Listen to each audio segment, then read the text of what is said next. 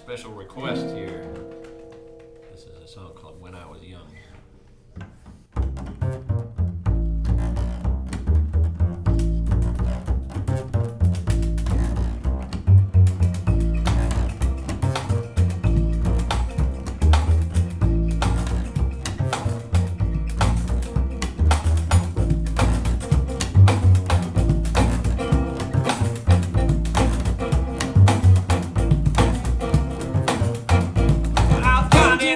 Clouds and hope for the rain. When I was young, I didn't think this life should ever bring me sorrow. When I was young, I thought someday everybody's gonna know my name. When I was young, the hardest work I had was made for tomorrow. When I was young, I used to wake up early in the morning. When I was young, I could climb up a mountain, didn't matter how tall. When I was young, I didn't listen anybody's warning. When I was young, I could jump, but I wasn't afraid to fall. But now I'm grown, and things are not exactly what they seem. The older I get, the less I know, and the more I dream.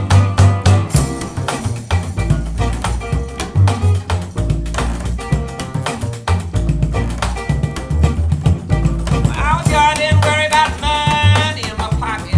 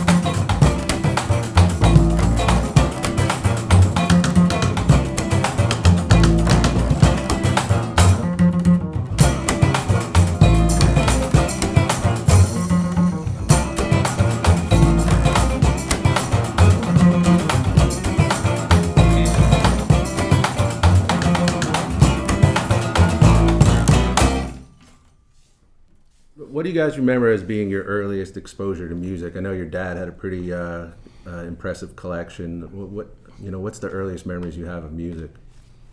It's probably him playing live. He was a guitar player and singer.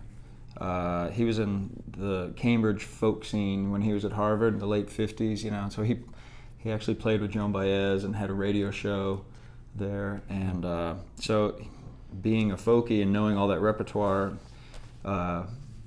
we heard that around the house. So he was kind of like our first live music. Yeah. Mm-hmm.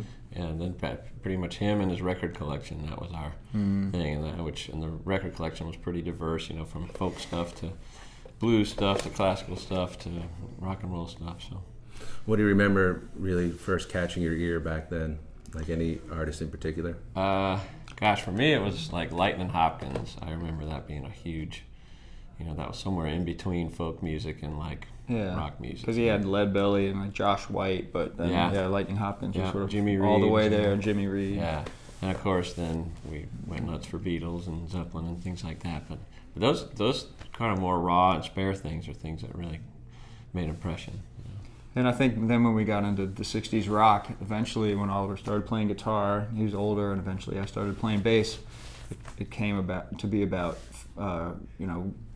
finding the roots of that music, which led us back to a lot of blues stuff, Muddy Waters. And actually our dad used to take us to see Hot Rise, because Hot Rise, which is an amazing bluegrass band, sure. with Tim O'Brien, the late Charles Sawtell. Yeah, but that's the only stuff live music that I remember really being exposed to. I mean, I got into jazz, and I was going to Denver a lot, and I just lucked out because my first teacher was this amazing young bass player who eventually became the principal bass player for the Chicago Symphony, but he was a great jazz player, and this guy Rob Kassinger, and so he was an amazing mentor. And then I went to high school, and the jazz band director happened to be a professional jazz bass player in Denver. And so I never appreciated that till later on in my life, and I read like a Malcolm Gladwell book, and I was like, wow. Outlier. That was like my little sort of mini outlier experience. Just Right. I was in the right place at the right time with good teachers, and it made all the difference, because Boulder certainly wasn't this mecca of jazz and blues music. Right. So why do you think that the idea of forming a band together didn't happen back then? Was it just the age difference and then you were out of the house earlier, or did you ever talk about getting a band together when you were like teenagers? Or I think it had a lot to do with Oliver just moved on. We were young. We weren't necessarily thinking we were going to become professional musicians. I mean, for me, it wasn't until a few years later. Oliver was already gone. I was in high school, and I started getting really serious about the bass later in high school. And then I was like, that's it, I want to be a musician. I knew it, but Oliver was long gone. So, yeah, it's timing. Yeah, but I think it was, we sort of went our own directions and got really involved with different scenes that happened to be, far apart and rarely crossing paths, Yeah. And it just happened that way, but I think we were appreciated in retrospect because we were able to, put our 10,000 hours in separately and really like figure out who we were as people and as musicians, and then get back together and sort of share with each other where we've been. And that was kind of a luxury, because people are always asking, you guys fight and stuff? And we're like, no, that's the younger brother bands. Yeah, those people get together in their 20s and try to make bands. That's an interesting point, yeah. No Ray and Dave Davies going on with you guys. Yeah, nothing like that yet. This is an old New Orleans song called I Got Loaded.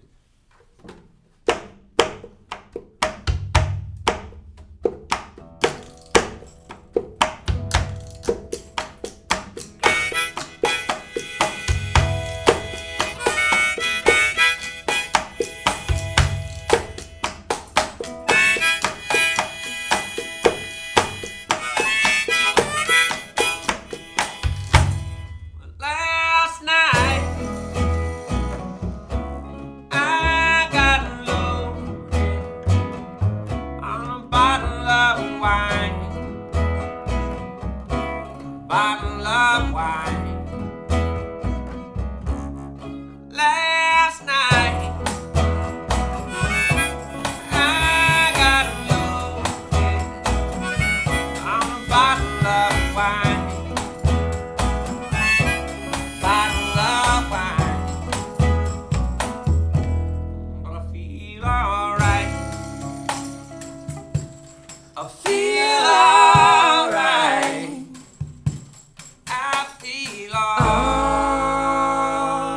alright, but I feel alright.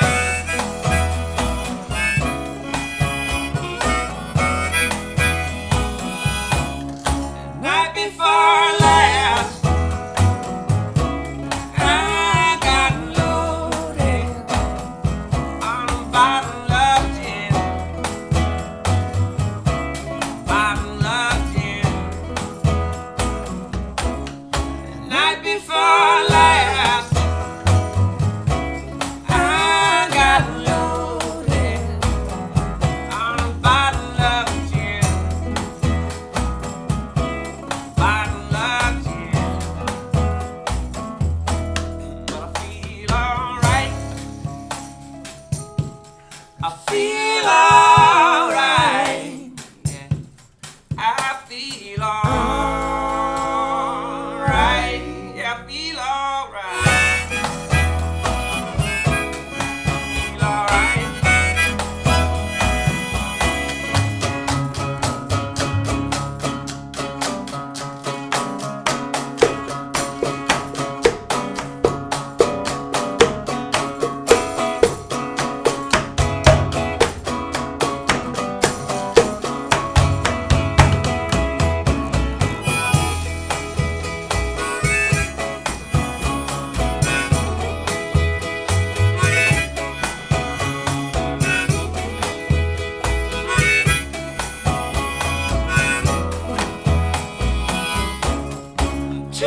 Tonight, I might get loaded on a bottle of whiskey. Bottle of whiskey. Tonight, I might get loaded on a bottle of whiskey. Bottle of whiskey.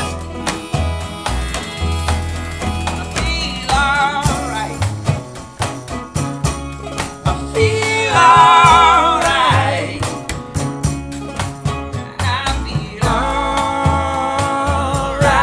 I feel alright. I feel alright. I feel alright.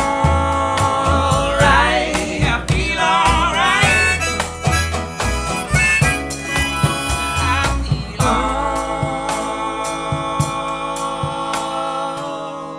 alright. You guys always reference a particular show, I think in Winston-Salem, when you were playing with Medeski Martin and Wood, you were playing with King Johnson, and you guys had a chance. I guess you joined Medeski Martin and Wood on stage. Yeah, it was just a sit-in situation. That's what was a real made a big impression on us. We were like, wow, we should. We played together that night and got to stand on stage together and just feel that energy, and we just really connected, and it really kind of surprised us both. We're like, oh yeah, this is cool. And in all those years apart, we kind of grown apart too, and so it was this common ground. We were like, wow, we both do this, and it's fun. Let's try it together. So. Well, it sounds like it was kind of a eureka moment, and Yeah. I know you said that it seemed like you were watching yourself out there playing. Yeah, I felt the blood connection because I've been playing with John Medeski and Billy Martin for so long. We had this chemistry together, and then over the years had a real, you sort of get that little psychic thing when you play with someone a lot. But I felt when Oliver got on stage, we had it immediately, and I was like, okay, that's the blood connection. That's amazing. It kind of caught me off guard, but it was like, well, of course, let's take advantage of this. I guess, for lack of a better term, Medeski Martin Wood is experimental jazz, avant groove, whatever term you want to call it. So, when you shift gears a little bit and play with Oliver and the Wood Brothers, what are some of the challenges that you feel that you face?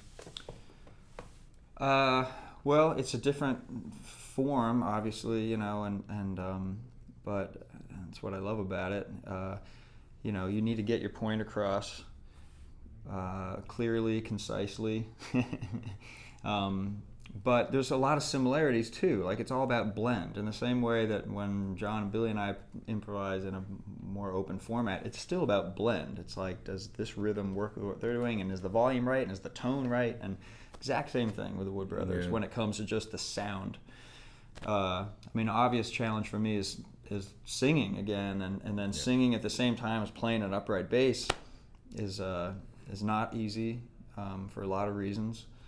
And so I feel like it's made me a better player in a lot of ways over the years, learning how to, adjust my posture and it's all these things about it that I think have made me better when I go back to Medeski Martin and Wood and just have a different kind of awareness, body awareness, sonic awareness, and an appreciation when I play with those guys. It's like, okay, I don't have to sing. It's like now I can just focus on this other stuff.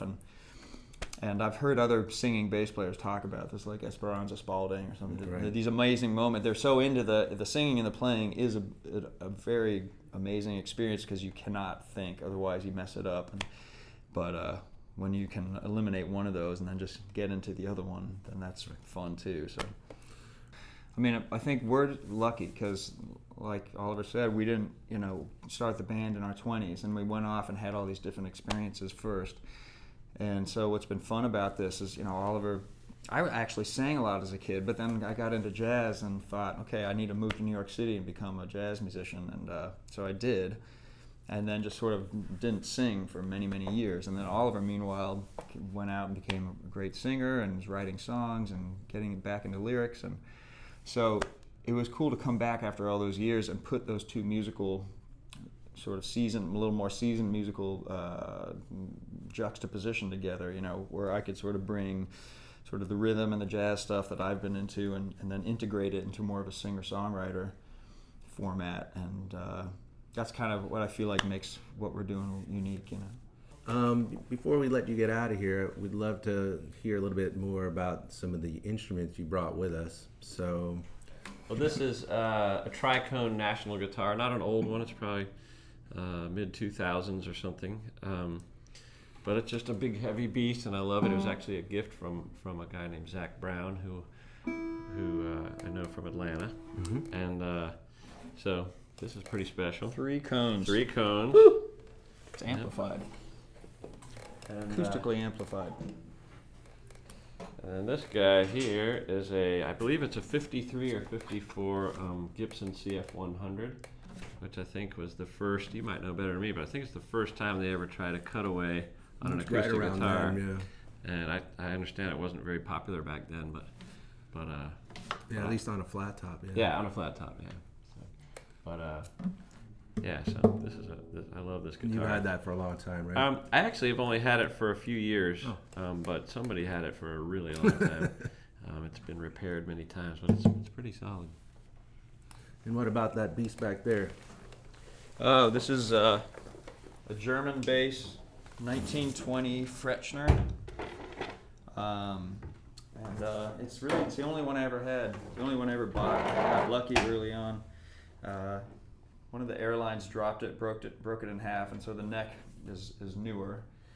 And then recently I had it converted so that it can bolt.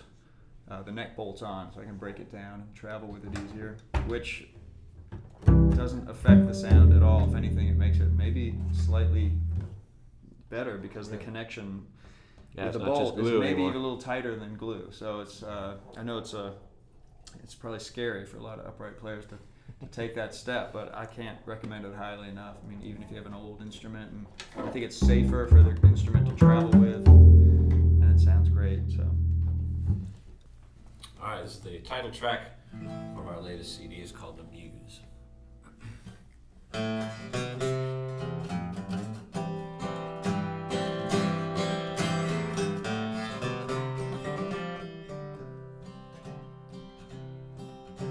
As I sit on the edge of this never made it.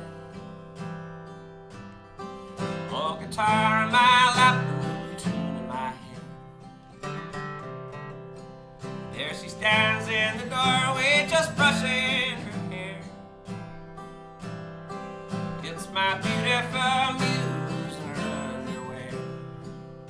And if I was thinking, I'd be thinking, thank God, whoever you are, for the muse of this old guitar. Times like these, so sweet and so true, thinking's the last thing that you want to do.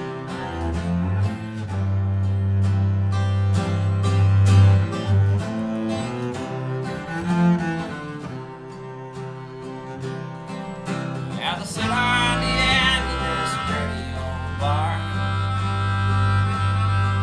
trying to work some things out, not getting too far. As I drown out the voices that are keeping me down, there's a Muse all alone on the other side of town.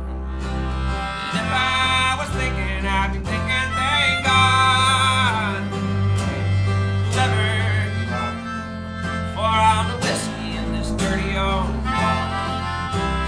Times like these, so sad but so true. Thinking's the last thing you wanna do. Thinking's the last thing you wanna do.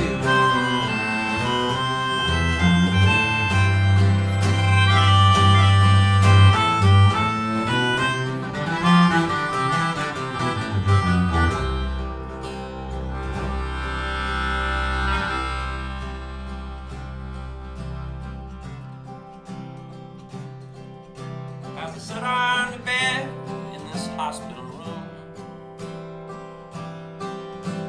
shedding a tear for the bride and groom. Tiniest voice starts to bellow and cry. It's my finest work yet, if today I should die. If I was thinking, I'd be thinking, thank God.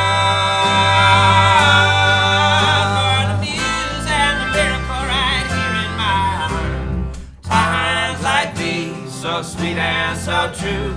Thinking's the last thing you wanna do. Thinking's the last thing you wanna do.